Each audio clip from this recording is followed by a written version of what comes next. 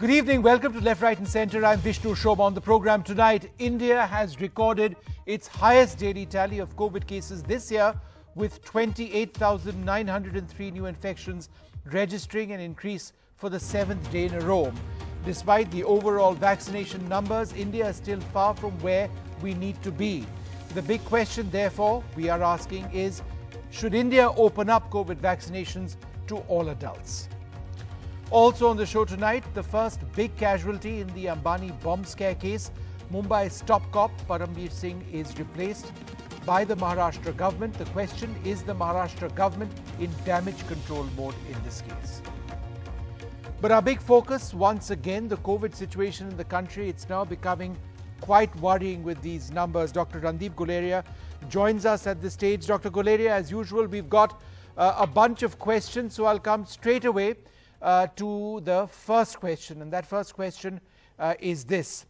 Is there an official recommendation at any level in the government presently to extend vaccination to all adults? No, that is not there. We still need to focus on the high risk group because first objective of the vaccination was to decrease mortality, and therefore to decrease mortality we need to really make sure that we first step vaccinate all the elderly and the higher risk groups who have a higher chance of dying because of COVID-19. And along with that, we have enough doses to do that. Remember, in the first phase, we had calculations the government had was that there would be 30 crore individuals who would be in the first phase. That means we would need 60 crore doses, which is 600 million doses. We really don't have that many doses to really say confidently that we can really vaccinate all of these. Before we say that it should be extended to all adults, it would be unfair that we vaccinate a younger person at the expense of an elderly who then has severe COVID and dies because of it. That's an important point. If we don't have vaccines, then perhaps the question doesn't arise at the moment. However, the next question is this. Should vaccinations be available to all adults or only those above 45 for now? So taking into account what you mentioned, we don't have the numbers. Comorbidities for 45 plus are getting injections. What about for all 45 plus? So I think that is something that could be done and gradually in a gated manner. You remember the initial recommendation was for 50 and above and less than 50 with comorbidities. So I think over a period of time, we will move towards that number that we will probably be able to do it for more and more adults, open it up as far as the age is concerned, once we are able to have that confidence that we have doses to do that. So Dr. Guleria, I don't want to put words in your mouth, but did you just suggest that, 45 plus would be the next demographic to receive the vaccinations? That is something that we provided on the number of doses that we have. What I was saying is that the initial recommendation was to then start with 50 plus and less than 50 with comorbidity. So we could really look at bringing it down from 60 to 50 once we are confident that we have that many doses to cover everyone who falls in that. And we also simultaneously work on opening more and more vaccination sites so that the coverage is uniform, equity, both in urban and rural area. All right. So, so basically expansion can take place depending on availability and increase in expansion of where vaccinations can take place. All right.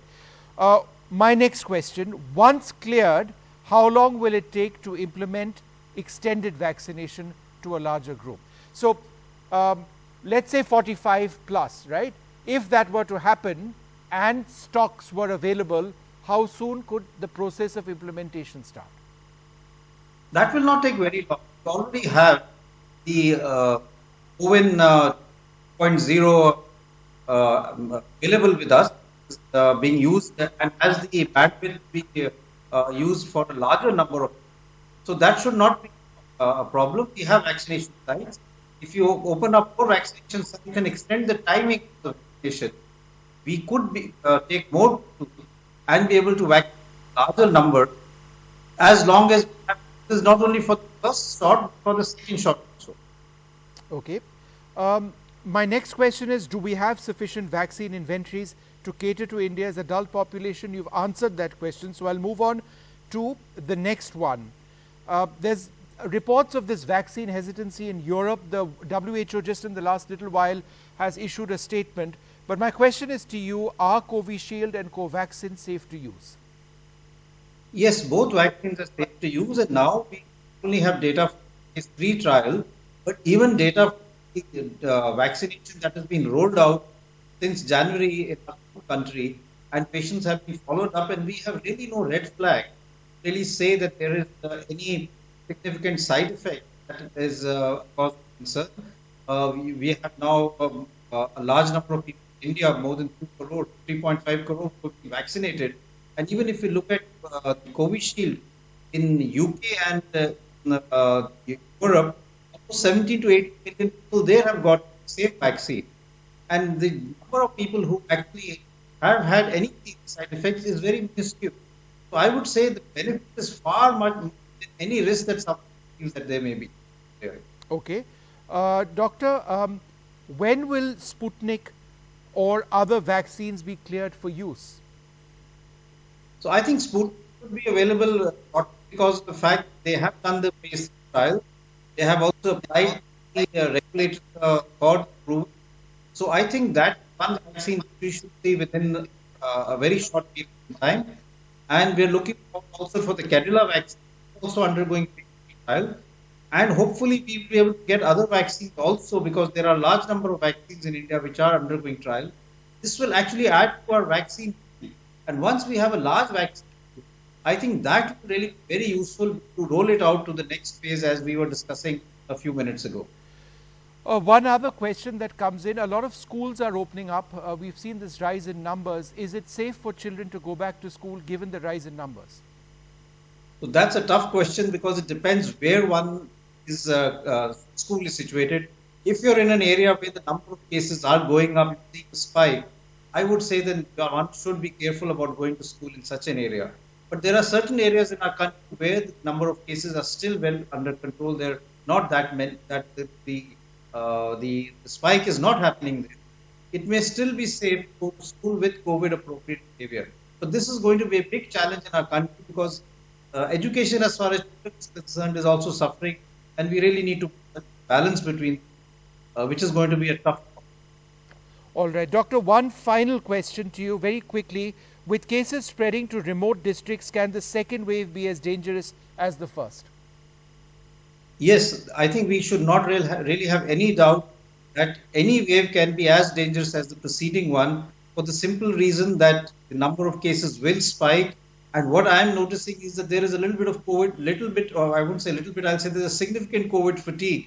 And therefore, a large number of people have stopped wearing masks, have sort of had an attitude that they can't now have COVID appropriate behavior. They have been sort of restricted for too long.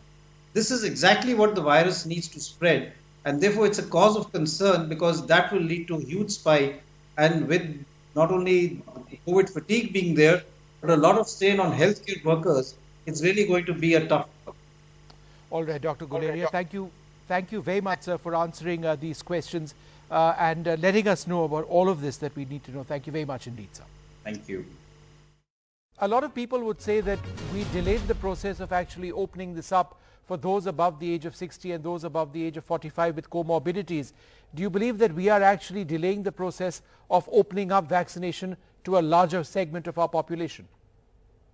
You know, Vishnu, I've always said that, look, the first phase was very important for us to follow the whole process of vaccinating frontline healthcare workers and essential workers in a staggered way, because we needed to understand the rollout in terms of efficiency and safety.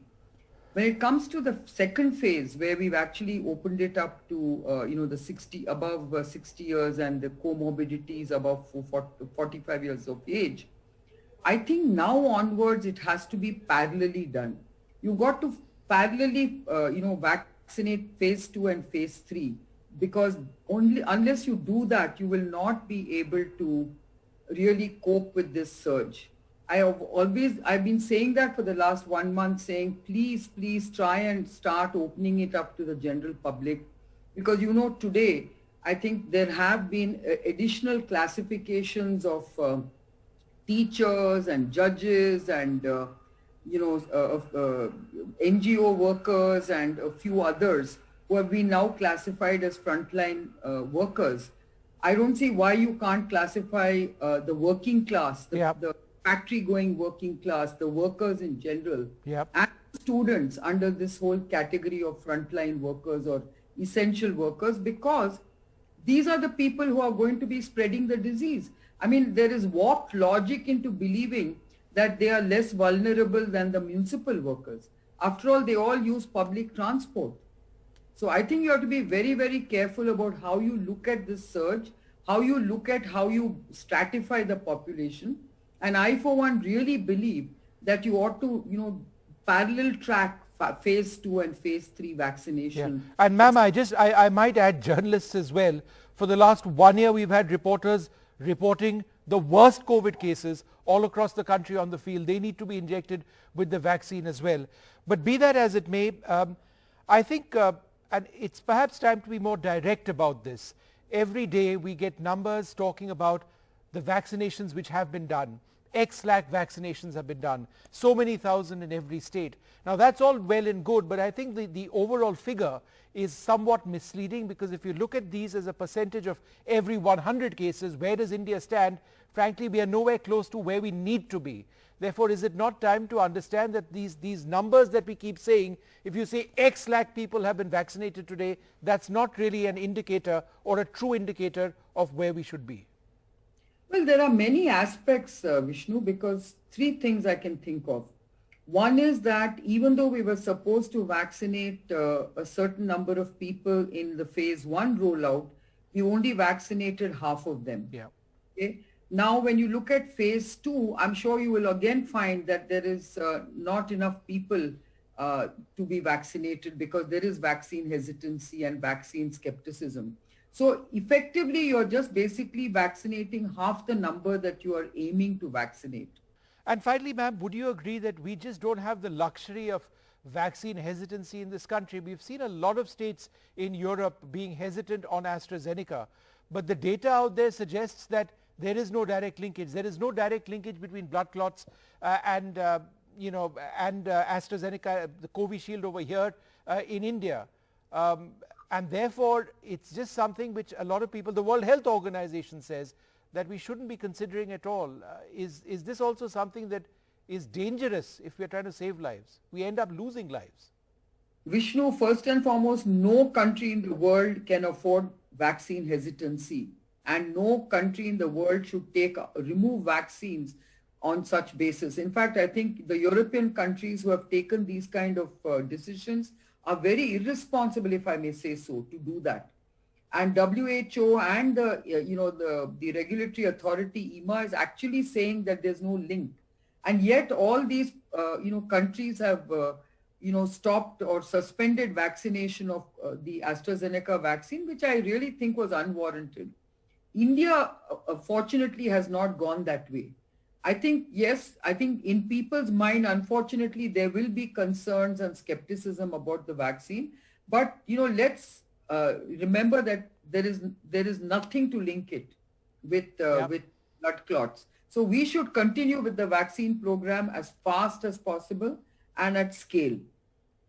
Thank you so much, Kiran Mazumdar-Shaw, for sharing those views. It's so important for us to increase the pace of vaccination. Couldn't agree enough. Thanks very much indeed, ma'am. Well, on now to the other big story. We are tracking the Mumbai top cop, Parambir Singh, the Commissioner of Police, has been replaced amidst the Ambani security scare row.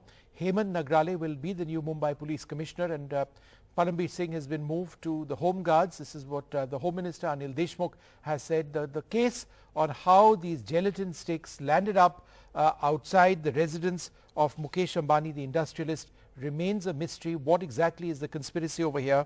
What exactly is the role of that police officer, Vaze, who's in the center of it all? Well, let's just get on with our panel over here. We're joined by Ravi Srivastav. He supports the view of the government, MN Singh, the former Mumbai Police Commissioner, and Asif Bhamla, the spokesperson of the BJP. Mr. Bhamla, how would you react to this move of changing the police commissioner? Because a lot of people would say that if this allegation that this police officer was actually trying to do this to sort of create an aura around himself. If this was the case, to prove that, look, I am a great person, I can solve these conspiracies, then ultimately it's a failing of the system and he had to go. You see, there is a larger conspiracy that still needs to be probed. The case is currently being looked by the ATS. The NIA has taken it head on. And if you see, it's very surprising if you see this entire Sachin Waze case. Again, that is the reason why the commissioner, Mr. Parambir, has been transferred.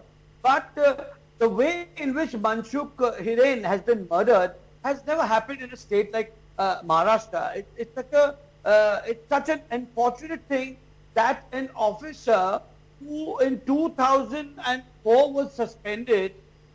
I don't understand during COVID times what was the need to reinstate an officer of that stature. We have seen that there were such sharpshooters who were in the past involved in rackets, in extortions, in the betting cases, and having all these cases on him. If such an officer with such a tainted arrangement, and not only that, the government of today has backed an officer of his stature in the floor of the house, and otherwise, that is a very sad story. I mean, it's not a question that if Mr. Parambir has been kept aside of his job, it's him who is there now. But who were the forces that were backing Sachin? All right. In fact, let me put that question to Ravi Srivastava. Mr. Srivastava, this is a point that's been raised over again. So much of aura in the entire Mumbai police. Yeah, that is the question. Yeah, so Mr. Srivastava, the allegation is quite clear. The Shiv Sena in the past has allegedly had links with Waze. They were responsible for bringing him back. That's an allegation which has been made. And therefore, question marks being raised on the government. How would you respond to that? Vishnu, there is a truth in it. There is absolutely a valid statement that he was suspended in 2004, and then subsequently he was a Shiv Sena spokesperson also for some time. He had joined the party, and during the year 2020, during the COVID, after giving an affidavit in the Mumbai High Court, he was reinstated. It is not that the government did it at its own. They formed a committee. They took out all the antecedents, and then they presented an affidavit to the sir, Mr. Bamla. I have not spoken when you were talking. No. So what I am saying is he was given an opportunity to serve back, but ultimately NIA has found very incriminating evidences against him, and the government has done a very valid step by suspending him and by changing even the police commissioner who was in charge for him, right, or whom he was reporting. Right. Yeah. Mr. Emin Singh, how bizarre is this case? Do you at all buy the argument that this was a police officer who was doing all of this, planting these gelatin sticks to be back in the limelight again, to sort of glorify his own role? Or do you believe that there is a link possibly to terrorist elements over here and that there is a murky conspiracy which has not been unearthed? Well, Vishnu, let me put it very straight. There is no point in beating about the bush all the time. This Sachin Waze is a Shiv Sainik in police uniform. He should have been out of service. In fact, the day he joined Shiv Sena while he was under suspension, he should have been given a charge sheet and dismissed from service.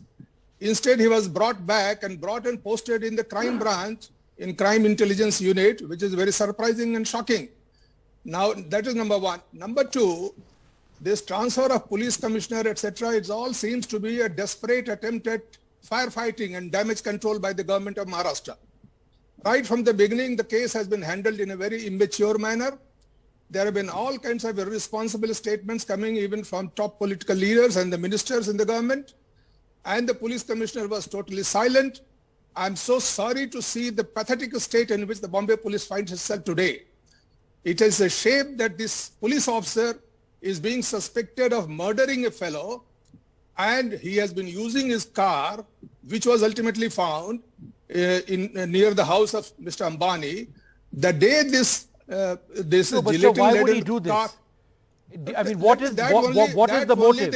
Prima facie, what is the motive over here? That's my question to you. I cannot say. The NIA will come out, I'm sure, very soon. But the point is, the way the case has been handled is very, very unprofessional manner of handling the case. And instead of police officers talking, ministers have been talking about the case. And I don't want to say anything more than that. The result is the police force of Bombay City lands up with egg on its face. And in a sorry state of affairs, this has never happened, and I feel very ashamed that this should have happened. Ravi Srivastava, respond to that. Why would a Shiv Sainik be allowed to come back into uniform? Yeah, I just wanted to tell Mr. Hemant Singh that let us not jump to the conclusions. The inquiry is in progress. No, but the point about him being a political officer, a political worker, how did he get back into uniform? Why should he not have been dismissed? I think that part is correct. He is a police personnel. He is a police personnel, and he had applied for a VRS, which was under consideration of the then government.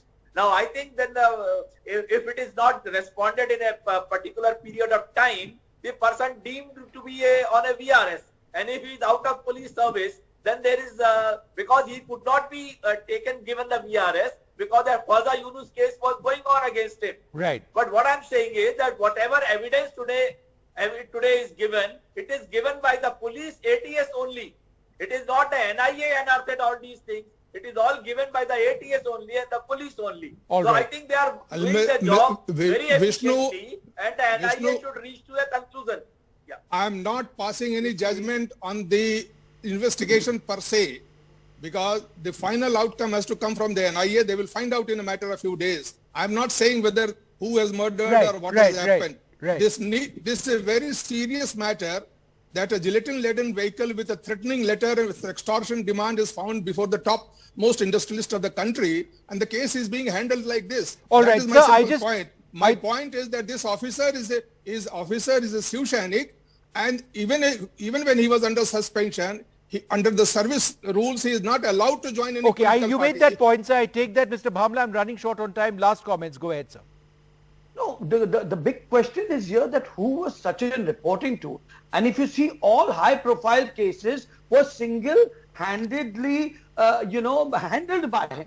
I mean, he was like second to the police commissioner of the city, and that cloth, that aura which he commanded was something which was always a questionable thing. And this is a very serious case, because when it relates to Mukesh Ambani ji's situation, this also raised eyeballs not only for the city, for the state, for the country, and internationally, because he is one of the top 10 industrialists of the country. All right. So this raises larger questions. I take that point. I'm afraid I need to wrap this up at this stage. I need to head into a break, but more questions and answers, and clearly the angle, the conspiracy over here, why he would do something like this, that's unclear. I'd like to thank you all very much for being with us. It's time for this short break.